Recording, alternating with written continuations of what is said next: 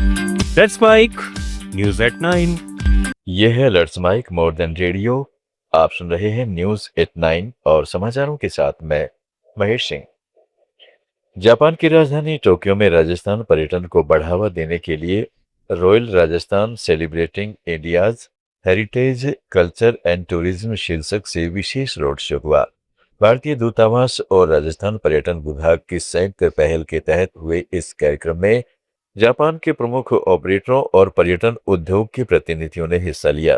कार्यक्रम का मुख्य आकर्षण राजस्थान की उप मुख्यमंत्री एवं पर्यटन मंत्री दिया कुमारी का वीडियो संदेश रहा, जिसमें उन्होंने जापानी पर्यटकों को राजस्थान की ऐतिहासिक धरोहर, यूनेस्को विश्व धरोहर स्थलों, वन्यजीव, रेगिस्तानी पर्यटन और शाही आतिथ्य का अनुभव लेने का निमंत्रण दिया।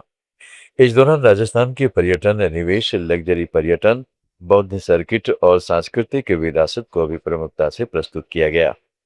कार्यक्रम का समापन कालबेलिया लोक नृत्य और भारत जापान के पर्यटन उद्योग के बीच बिजनेस नेटवर्किंग के साथ हुआ। नेपाल के प्रधानमंत्री वालिन शाह जल्द ही भारत और चीन के राजदूतों से अलग अलग मुलाकात कर सकते हैं। नेपाली मीडिया के मुताबिक उनकी सरकार के 100 दिन पूरे होने के बाद यह फैसला लिया गया है और बैठकें इसी सप्ताह हो सकती हैं। प्रधानमंत्री बनने के बाद वालिन शाह ने विदेशी राजदूतों से अलग अलग मुलाकात की पुरानी परंपरा तोड़ दी थी। उन्होंने सिर्फ संयुक्त बैठकें की और भारत, चीन, अमेरिका समेत कई देशों के राजदूतों से आमने सामने मिलने से परहेज किया। हालांकि हाल ही में एशियन डेवलपमेंट बैंक के अध्यक्ष से मुलाकात के बाद अब उनके रुख में बदलाव के संकेत मिले हैं। नेपाल का विदेश मंत्रालय इन बैठकों की तैयारी में जुटा है और जल्द आधिकारिक कार्यक्रम जारी किया जा सकता है। ताइवान अब भारत में तमिलनाडु के दक्षिणी हिस्से में नई विनिर्माण इकाइयों की स्थापना पर नजर गड़ा रहा है। हाल ही में 8 सदस्यों के ताइवानी प्रतिनिधिमंडल ने तिरुनेलवेली के सिपकोट औद्योगिक क्षेत्र और थूथुकुडी के वीओसी बंदरगाह का दौरा किया और पाया कि यह क्षेत्र ग्रीन एनर्जी, इलेक्ट्रॉनिक्स और इलेक्ट्रिक वाहनों के क्लस्टर के लिए उपयुक्त है। ताइपी में आर्थिक और सांस्कृतिक केंद्र के महानिदेशक स्टीफन एसी ह्यूस ने बताया है कि तमिलनाडु के बंदरगाहों, औद्योगिक पार्कों और कुशल कार्यबल की वजह से यह क्षेत्र आकर्षक है। भारत ताइवान व्यापार 2025 में $12.5 अरब तक पहुंच गया है और 2026 में 30% की बढ़ोतरी हुई है। अशु का नारा है, ताइवान में डिजाइन, तमिलनाडु में मैन्युफैक्चरिंग। भारत और बांग्लादेश के बीच सुरक्षा सहयोग को लेकर नई दिल्ली में अहम कूटनीतिक पहल देखने को मिली है। बिम्स्टेक राष्ट्रीय सुरक्षा सलाहकारों की बैठक से अलग बांग्लादेश के प्रधानमंत्री के रक्षा सलाहकार डॉक्टर AKS शमसुल इस्लाम ने दिल्ली में भारत के राष्ट्रीय सुरक्षा सलाहकार अजीत डोभाल से द्विपक्षीय वार्ता की। दोनों देशों ने क्षेत्रीय सुरक्षा, आपसी सहयोग और साझा चुनौतियों पर चर्चा की।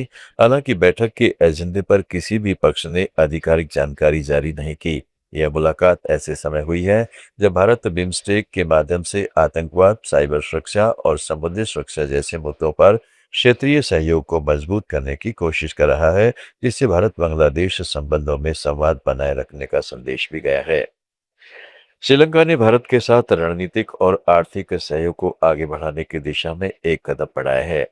कोलंबो में श्रीलंकाई नेतृत्व ने कहा है कि भारत के साथ बुनियादी ढांचे, ऊर्जा, संपर्क और निवेश से जुड़े साझा प्रोजेक्ट तेजी से आगे बढ़ रहे हैं और दोनों देशों के बीच सहयोग लगातार मजबूत हो रहा है।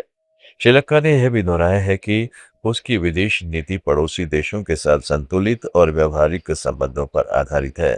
विश्लेषकों का मानना है कि हिंद महासागर क्षेत्र में बढ़ती भू राजनीतिक प्रतिस्पर्धा के बीच भारत और श्रीलंका का यह सहयोग क्षेत्रीय स्थिरता, समुद्री सुरक्षा और आर्थिक विकास के लिए महत्वपूर्ण साबित होगा। नेपाल में बजाज के दोपहिया वाहन खरीदना आसान बनाने के लिए नई फाइनेंस योजना लागू की गई है। कंपनी ने मासिक ईएमआई घटा दी है और लोन चुकाने की अवधि बढ़ाकर 5 साल कर दी है, जिससे ग्राहकों पर हर महीने का भुगतान कम होगा। भारत की बजाज ऑटो की यह पहल नेपाल जैसे प्रमुख पड़ोसी बाजार में अपनी मौजूदगी और बिक्री मजबूत करने की रणनीति मानी जा रही है। आसान फाइनेंस से नेपाली ग्राहकों को फायदा मिलने की उम्मीद है। वहीं भारतीय कंपनी के लिए भी नेपाल में कारोबार बढ़ाने का रास्ता खुल रहा है, जिससे दोनों देशों के आर्थिक और कारोबारी रिश्तों को भी मजबूती मिलने की संभावना है। समाचारों में फिलहाल इतना ही। जुड़े रहें लेट्स बाइक के साथ।